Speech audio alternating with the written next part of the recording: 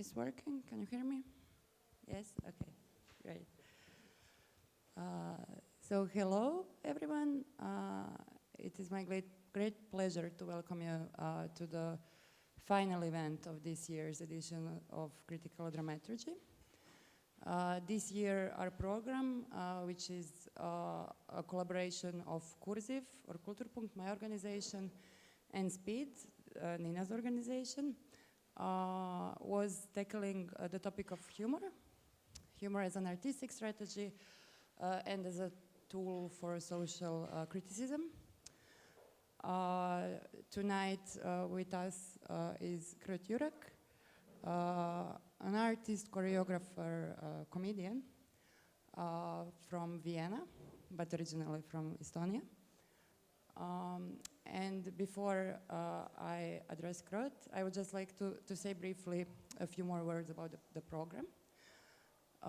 So, as I already said, this year's topic was humor. Last year's topic was actually related to the modes of working together horizontally and collaborating horizontally in culture.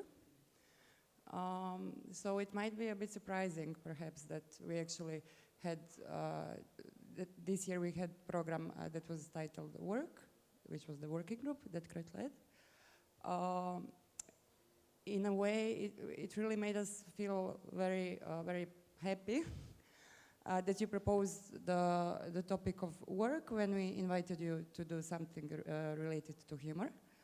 But in another sense, it was perhaps a bit surprising. And that is what I would like to ask you first, actually.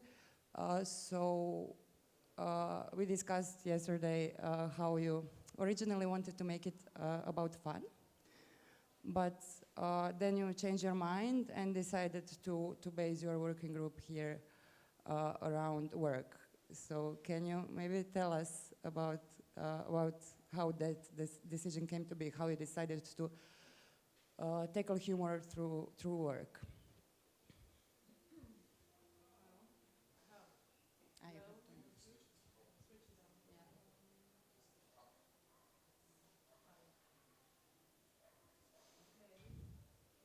Now? Now it's working.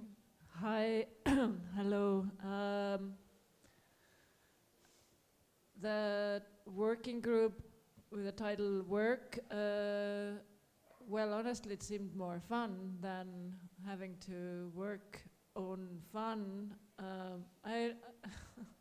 I cannot explain. It's more like, what is more funny than work? So also it seemed like maybe I've never had such a simple title for my working group, and it feels like all my workshops and working groups are actually titled work, and that has always been my main question of what is it what do we do when we work, or when we think we work?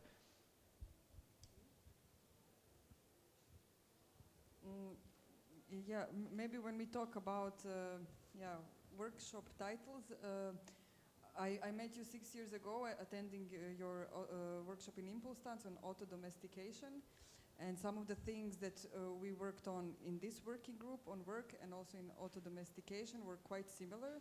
So my question would then be, maybe if you can expand a bit on this term of auto-domestication, which is very,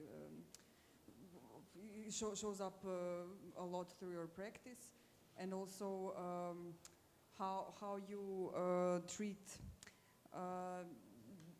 maybe just that for now, and then I will have a... Okay, sure, I can try to talk about auto-domestication. So in general, I think most of you have not seen my work and are just like wondering what I'm talking about. But I also think, in some way, I think I don't have work. Like, it is always gone.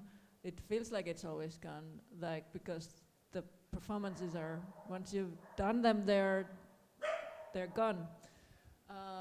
So auto-domestication is one of those things that actually has stayed over the years, and I like to think of it as some kind of self-sustainability that I need as an artist to keep going. And it kind of came up quite randomly because I was asked to give a talk on what is the responsibility of an artist, a kind of a symposium. And I was probably 22 and did not have the answer, of course, still don't, but I came up with the idea that I would compare the working conditions and the responsibilities that pets have towards their owners and towards other pets, and the society to artist conditions and the relations to their owners, curators and museums and theaters, and how there's more similarities there. And I know it's a very silly, it seemed like a silly project to me too, but it somehow kept me going. And I was always, when I'm upset with something in my field and I'm like, I don't like this colleague, I think like, okay, it's just another different species. Sometimes you don't have to get along with everyone. We know cats and dogs have different opinions on what should and shouldn't be done in the art field. And then also with some emails that maybe made me upset, and then I was just like, okay, this I don't like, but I'm gonna still put up with it and answer anyway, and so on.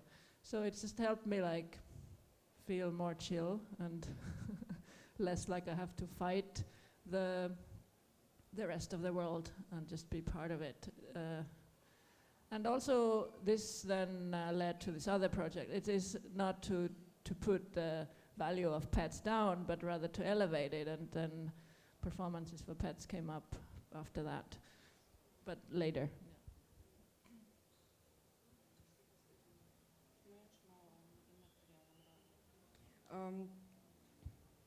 Yeah, I mean, also when we speak about immaterial aspects of labor in art, which is most of them are immaterial, and something that I find curious in your practice, and also what we worked on in this workshop and when I first met you, is like how everything can be material, how little it takes for something to become material. For example, even treating mood as material, or making a task for dreaming. So really going to somehow, really addressing like how what's the minimum that it takes from our everyday life to make it into material, in a sense, like really working with what is already there. And I really like when you compare your work or your performance to that of a vacuum cleaner. So it's not that it produces anything spectacular, it just does what it does. Can you say a bit about that? Like what is the minimum necessary to make something into material? So I feel like doing is already, being is doing.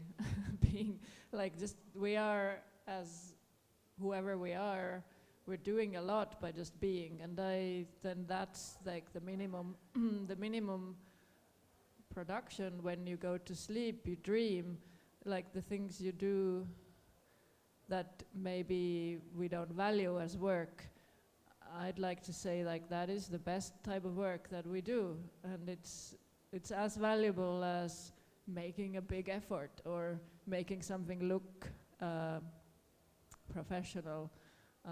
Not that I don't like things to look professional, like sometimes it's great, but I think there is, for example, a lot of value in having dreams and or just not doing things that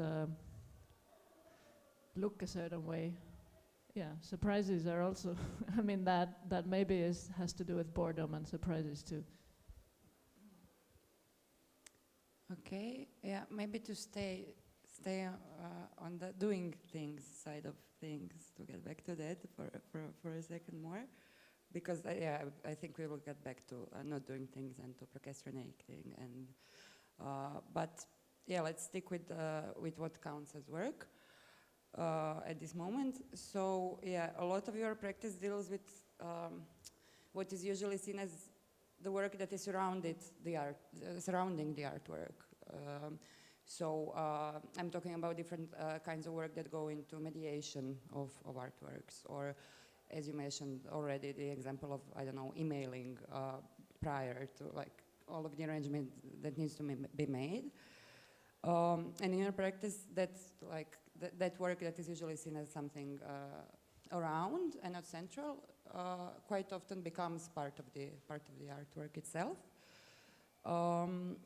So yeah, I wanted to ask you a question actually about those, about how you can you expand a bit on how you tackle other kinds of work, how you include them, and I actually originally planned to ask you that question in relation to your work Bad Mood. So maybe if you can tell the audience about Bad Mood also a bit, and yeah, If enough. it's too long, I forget the beginning. So Okay. So the work surrounding the artwork. Let's. yes. So I identify as a performer, and I am constantly looking for where because the theaters that I originally thought that I was going to perform in only comes like a couple of times a year, and then I was wondering, what do I do in between all those times? And because I felt a little bit useless or jobless, or so, but also I enjoy performing, and so then I've been just looking for where else the performances are, and I tried performing like outside of the theater, but it didn't feel like a good solution, because then you're still kind of pretending that it's a theater, such as here. But rather, where is the performances between people, and where, like in different institutions rather. So the theater is an institution, not as a setup of chairs, but the whole system. And then the other institutions that I've encountered, such as education, art school, is another kind of stage where I felt like, okay, what kind of show do I put up here then? And I then also coming back to auto-domestication, every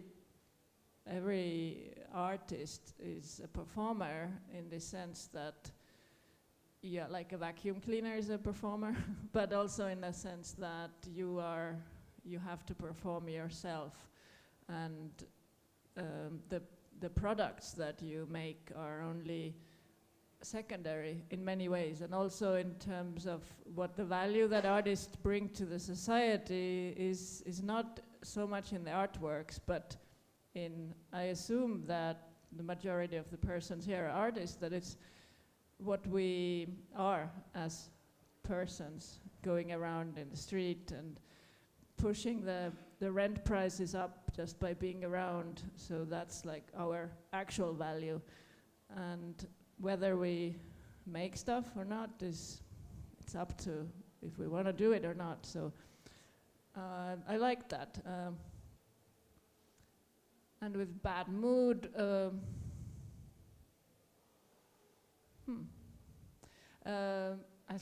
guess I can just tell us the story, what happened. I was in art school. I was already sort of established as an artist because I did not care if I graduated or not. So when they asked me to write a thesis, I was like, I don't know if I want to do this, because it's boring. And I then I thought, what if I just started to resist it and see what happens if I try to resist it? Because I really did not feel like writing a thesis. And then I started to say that I was in a bad mood and that I really did not feel like writing, and some part of me still wanted to produce something, so I recorded those conversations of how my mentors and teachers tried to help me, and they provided me with material that I could read on moods and humor and different like solutions to how I could still do it, and I was just always like, I don't think so, I can't do this.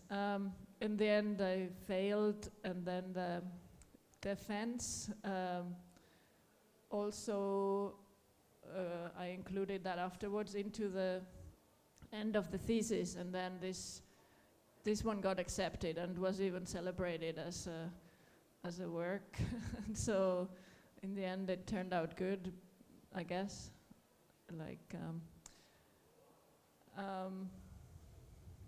what else?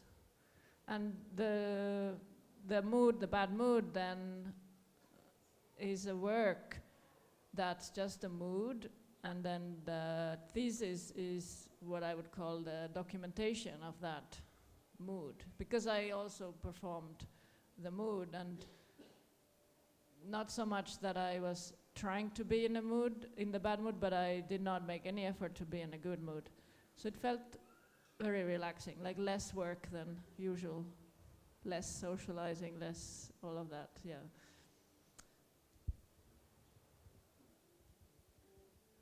Yeah, I read somewhere that you say that and you said something like that now, that it takes less effort to be in a bad mood than to be in a good mood. So my question is like... Depends who you are, of course. Exactly. But then for you, when does work begin? Like how little do you have to be doing to be at work? As I said, it's already that you are, if you got the diploma, or if you found another way to be certified as an artist, then you're work, then you are work. Whether you do work, it's not important. Okay, then an easy or difficult question that we all had to answer during these 2 days. Your favorite and least favorite aspect of your work? It's not fair that you give me back my own questions, first of all. Okay, if you don't like it, then maybe you can take some questions from your pocket. Oh. I'm offering now to replace one question that you don't like with another. Yeah, I don't like those questions. Yeah, we'll pass. Okay.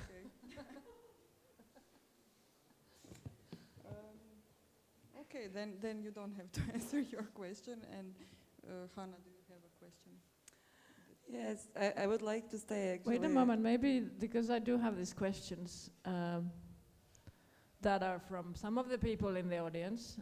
If someone else has questions, they can also write it on a piece of paper and bring them, but maybe I won't answer them. I don't know yet if we have time. Just saying. We will see. But yes, you can write down the question and bring it here. Nobody will know who the question came from. Except that it's from the room. Okay, yeah, so I wanted maybe to stay, to expand on bad mood a little bit, or just to comment on it.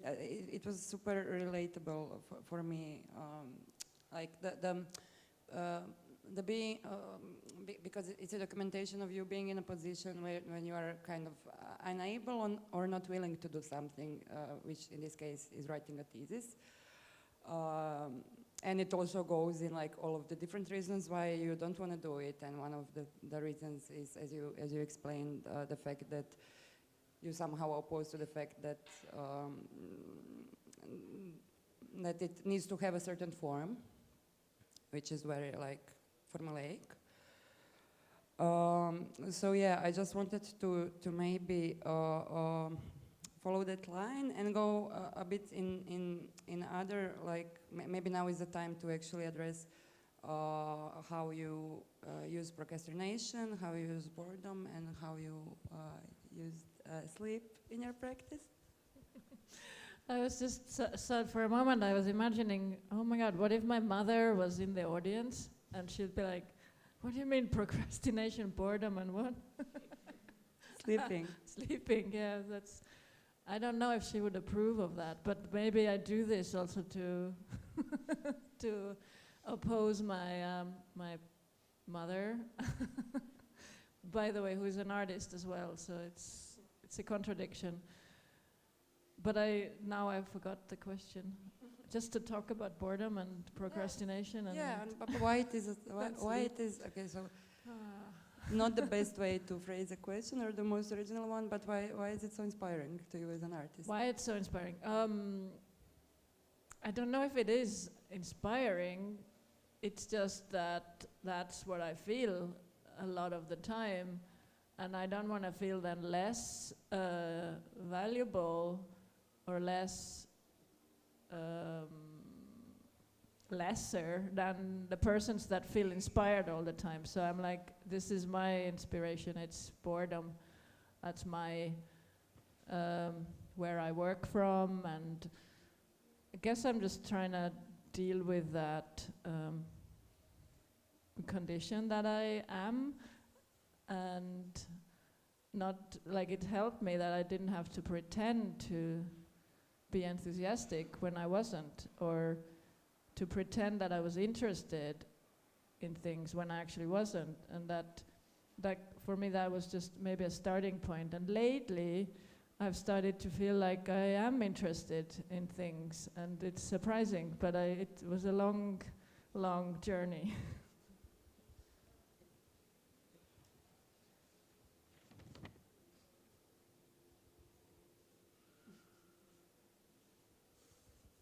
It's funny that there's two of you here, and I'm just. I know. Like The good cop and the bad cop. I just don't know which is which. But which one of you is good? Which one is the good one? I don't know. What do you think? Maybe we're both bad. I feel I'm bad at this, so maybe I'm the You're bad. bad cop. at this, but you tried to be nice. Yeah, exactly. But as we said, anything can be material, so I hope I'm performing my discomfort at the moment. But yeah, I wanted to ask about your most recent work, School, that you performed in Tanz Kvartier, and not much is available because it's very recent.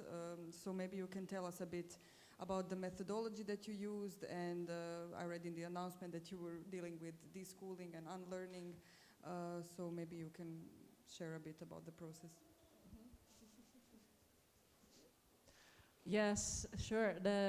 First of all, I'm very proud of the title, School, for a performance. It also was fitting to the institution that I worked in, because they invited me to work with a group of dancers, the so-called dance company of the Tanzkvartier Vienna, who are young and they don't get paid super well, but then they are told that this is also part education and part artistic work. So School was, in that sense, a really good compromise, but also because I think I always wanted to be a teacher, actually, and this was my chance to be their teaching boss, so to say. And I, of course, maybe I feel like the experience of school is also something that informs so much of our later dealing with institutions, and so much of the anxiety of work is also, for me, stemming from my time in high school and in primary school and kindergarten. So it was very kind of therapeutic to go through this school because it was different and there was less at stake in terms of educating ourselves. In concrete, and then therapy and education in that sense also started to merge, and I realized, like, wait, what is school if not, what could it be if not a kind of a therapy, because everything else we can just Google. Like, we have, information is everywhere, what we need is therapy. And so this was the kind of school. But also I got into dancing Argentine tango a couple of months earlier before the project started, and it's a very addictive dance form, and I wanted to continue learning tango, so I also made these dancers at the Tanskotia Learn Tango.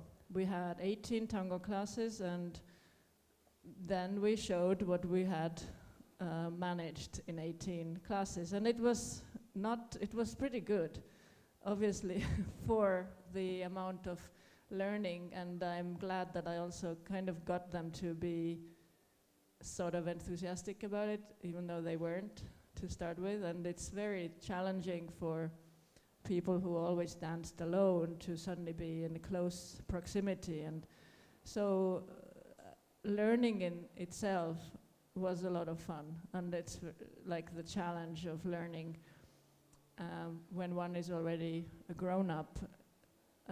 That's completely new to me, so yeah, it was fun. Learning is fun.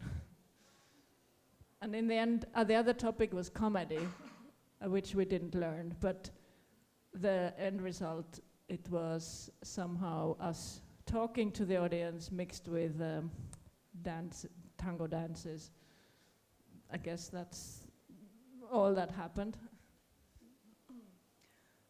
Okay, I think you just gave us a good example of an answer to my next question, but I will go to pose it anyway, because maybe there is another perspective you can take on it, or if there isn't, it's also okay. So the question is, why working as an artist is and isn't a job like any other? So it's two questions, why it is and why it isn't.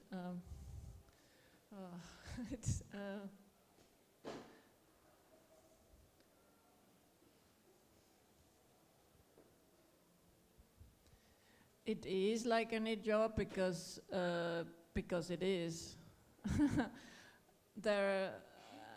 I don't know, and the differences are, I don't think it's that different, honestly. I know a person who is also an artist and works at a construction site, and she says that most of the work time she spends destroying something so she could build it back again. So basically looking like she's working, because it's really hard to find things to actually do. It's more important to look like you're working. And so this idea that other professions are actually doing something is not true. And I found this very inspiring. Like, yes, there's no artist is like any other job, full stop. Thank you. Okay, so you already gave us. I can, but you can also. Okay. But since you have an experience of performing for really different audiences, not only human audiences, but also animal audiences, but also you have a practice as a stand-up comedian, so maybe you can talk a little bit, or a comedian, so maybe you can just talk a bit about how this experience is different from when you perform in regular art contexts or institutions. All the different audiences, you mean, like Well, animals and humans and... Yeah. Yeah, okay.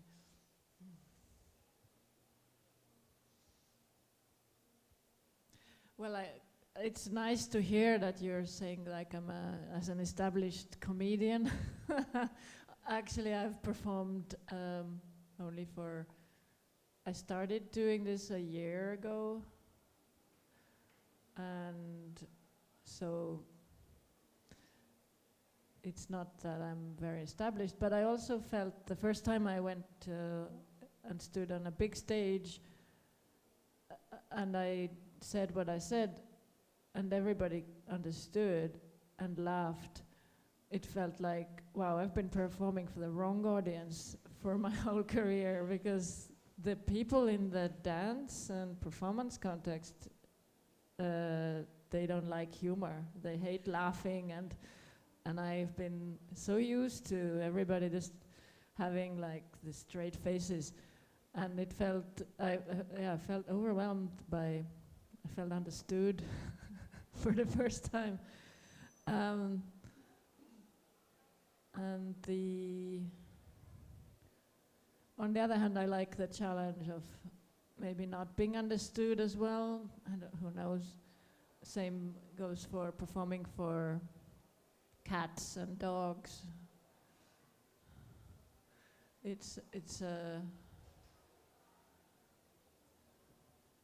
a different experience. You just have to try it to know it. Same with comedy. Like, I now truly believe everyone can do it. You just have to not try to be funny. That's the only thing that's not funny is when someone tries to be. Although, no, that can also be funny. Everything is funny if you're on a comedy stage. It's just how it is. And when you're in a theater stage, it's probably not funny, even if you do your utmost to make it funny. Yeah, maybe let's stay on non-human audiences for a second more. On your work, on your series of performances for pets, which actually went viral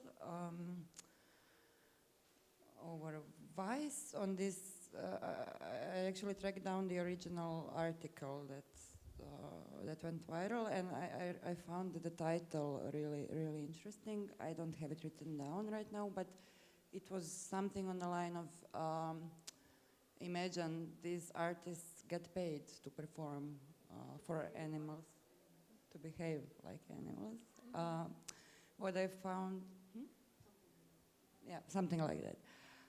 What I found interesting is like the stress that they put on the being paid part of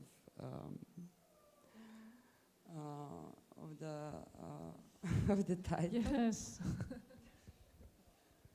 Yeah, we have some animal audiences as well.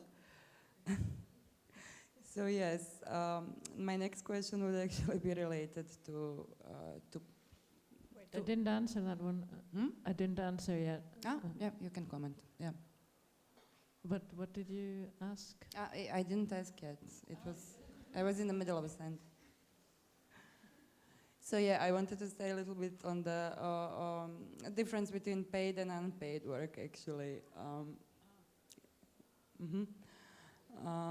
So as we already mentioned, a number of audiences, of different audiences that you work for, and spectators and viewers in different contexts. And I actually wanted to pose this question in relation to scripted small talk, which is a piece that was taking place in theaters, in theatrical surroundings, and in which the audience was performing. So they were reading the script that you wrote. So what we actually were wondering is, I think that in our context, when we were discussing the scripted small talks, what came up was this example of Bad Company's piece called Time Bombs, where they actually hired extras, like movies extras, and paid them to perform the audience. And they did it as a reference to early days of theater, to Athens, where spectators were paid. So yeah, this was actually introduction to my question to scripted small talks, because so firstly I wanted to know how they were shaped, how you came to the decision to use the audience or to make them into performers. And then a small extra question, did you consider paying them for that? And would you pay your audiences if you had big enough budgets to do it? Okay, but the beginning you talked about performances for pets, and then Would you pay pets? would we for- pay the pet? who- No, because they are also participating. Yeah, you're right. So there's a similarity. The scripted small talks is a long time ago, even before the performances for pets. So yeah, it's been a while that I even thought about it. It was a piece that I was supposed to do a solo. I did not feel like going on stage, so I wrote texts that I imagined the audience would be speaking or thinking while they're watching nothing. So they were complaining about having to perform. They were complaining about this kind of outsourcing of their labor. They were complaining about me not having like done what I was supposed to. So, and then I paid them with candy and vodka. Like there was one part of the show where I came with a huge tray of gummy bears and vodka, and that in those times it was still okay to pass around a bottle of vodka just around the audience. I don't think it would be done now. So yeah, I think it was quite funny, and it was very interesting to perform it in so many different languages, because it could be translated and in different countries, and I could see how the humor was different. Like it did not work in Spain, for example. A 1 hour show was already over after 20 minutes, and they spoke so quickly and had no time to laugh, and it was really terrible. While some other countries I felt like understood, and sometimes even the people laughed at the jokes that I thought they were only inside jokes just for me. Yeah, so it was an interesting journey. I didn't expect this to also go around so much. Same with performing for pets. This was supposed to be a 1 week experiment in Zurich, but interestingly, we did that also really upset the conservative. Okay, first of all, pets are always popular on the internet anyway, and pets and artists sounds like something you would click on, and that is the main reason that it became popular. But also it was like one comment, there's lots of hate comments, and one of them said like, this is the reason why the world is gonna end or why the world is going down, and things like that. And of course people like to joke about it, and yeah, it's been weird because I was also at some point a little bit disappointed that whenever there's an artist talk, this would be the only thing that any audience member would want to hear about, or that this is the work now that it would be known by. On the other hand, it's also, I think, a pretty good achievement for, we've been invited to do like talent shows such as America's Got Talent, and in Germany we didn't unfortunately make it to the public round, but maybe we'll win the America's Talent show, for example. And to do that as contemporary experimental artists is, I think it's kind of interesting, experimental.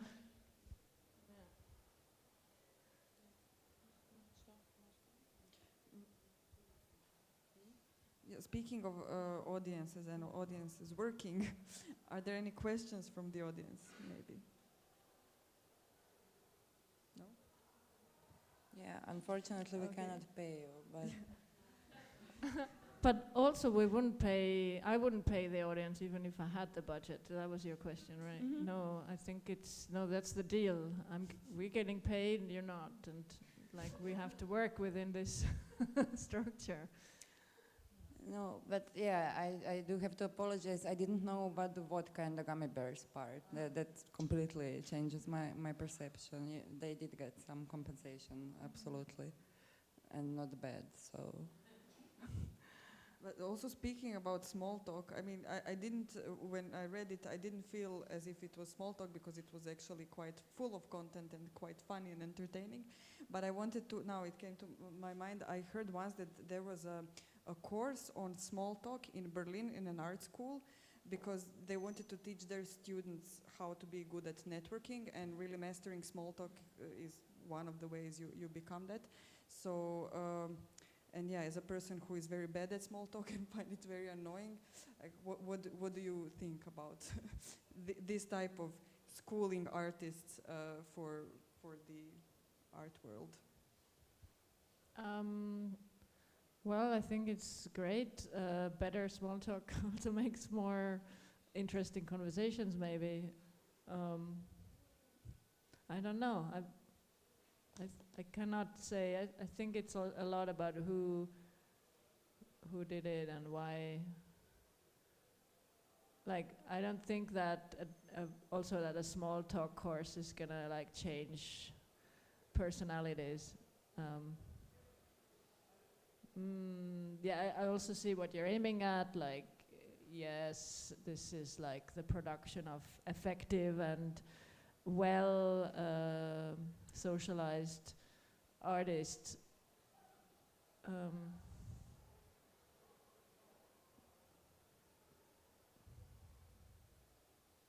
I don't know. I still think like as long as everybody has access to enough therapy, everything is gonna be a lot better.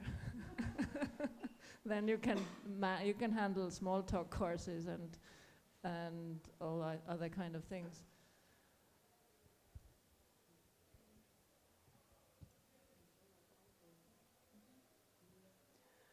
Yeah, so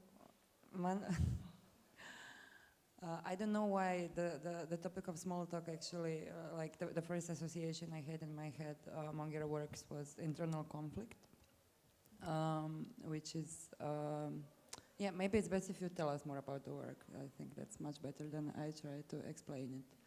Okay. Yeah, the story is that I'm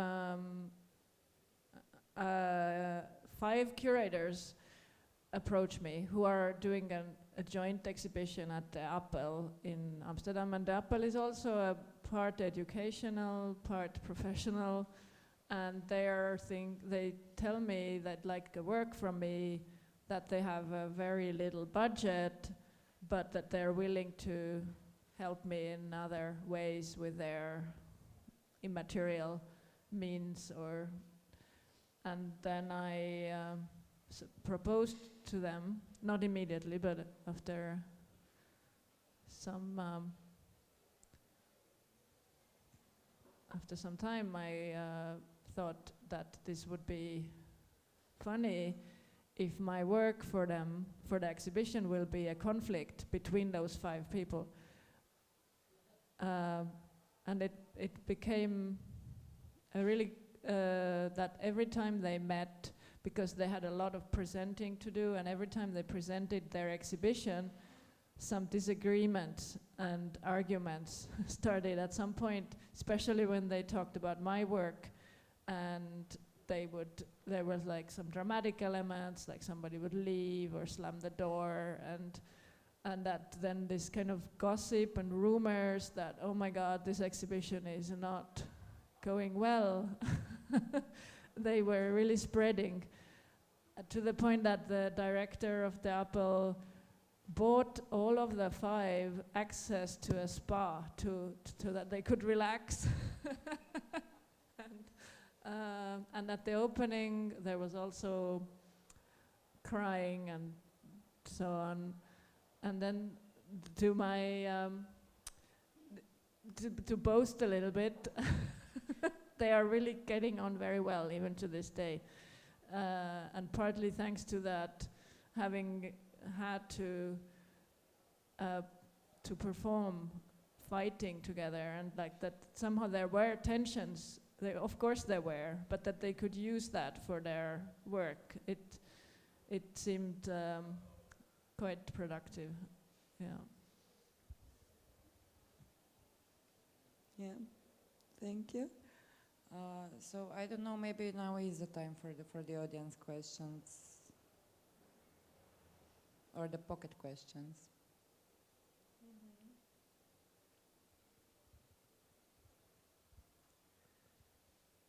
If you're not fast, then I will pick one from the pile here. Shall I?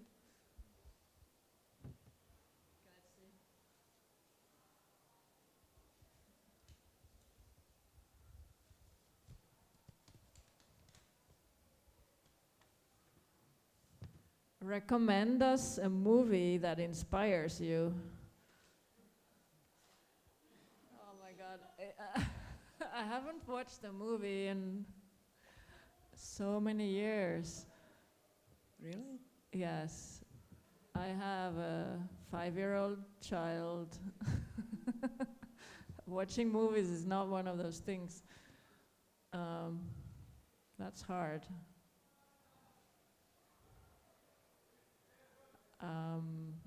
I listened to a podcast about documentaries that I can recommend. I never watched the documentaries, but I know about a lot of documentaries now. It's called True Story. Tig and Cheryl, True Story. And Tig Notaro is one of my favorite comedians, and Cheryl Hines is known from Curb Your Enthusiasm. Maybe you know that as well. Yes, so that podcast is the closest that I can get to a movie recommendation.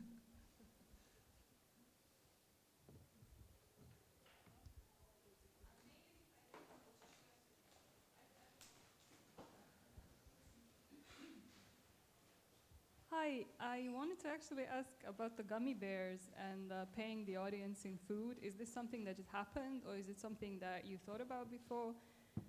Because I'm kind of paying people food to give me stories at the moment for a project, so I just wanted to ask, like, what was happening behind it. So that's kind of a question. I hope it's a question. So you're paying people in food to give you stories. Okay. That sounds interesting. The gummy bears, that was, let's say, a bad payment. I was also like, this just makes people a little sick, and alcohol especially. So more of a gesture than actual value. It's almost like minus value, so I'm not sure. I think what you're paying your people sounds a lot better and healthier. It's not good food. Oh. It's not always healthy food. Oh, it's not healthy. But I wanted to tell, actually, I've already told you that I was always very strict about I need to get paid when I work, and it's important that I don't do anything for free. And then I started doing psychoanalysis, and I was so confused because I was like, I feel like I'm working and I'm paying. And it was, for a long time, the biggest problem for me. I could not understand how it was possible to do this, but it was, and now I'm like happily working and paying for working, and it's kind of made me much more flexible, and somehow, not that I think that money isn't real, but money is weird. That's for sure. Any more questions from the audience? maybe I have a question towards wrapping up. Like we spoke about a lot about separating work and non-work and therapy also. How do you separate work and non-work in your life? What works for you? Like a piece of advice, because we are mostly cultural workers here. Well, I like to give advice, but I don't know how to separate work and not work. And I don't think I even try. Because it's more work to try to separate than just let it happen and see whatever that comes, and sometimes it doesn't turn out right and sometimes it does. So I think just keep going is the best advice that I could give. Yeah. Thank you for your wisdom. Just keep going. And thank you for... You're welcome. Thank you for doing this talk after you just spent an entire day, 2 days actually, leading a group process. So yeah, I think that maybe we can actually end this talk by inviting all of you to join us at the bar. We have some champagne. We will play some music, work-related music. Work-related music, because we are working all the time, as we just learned.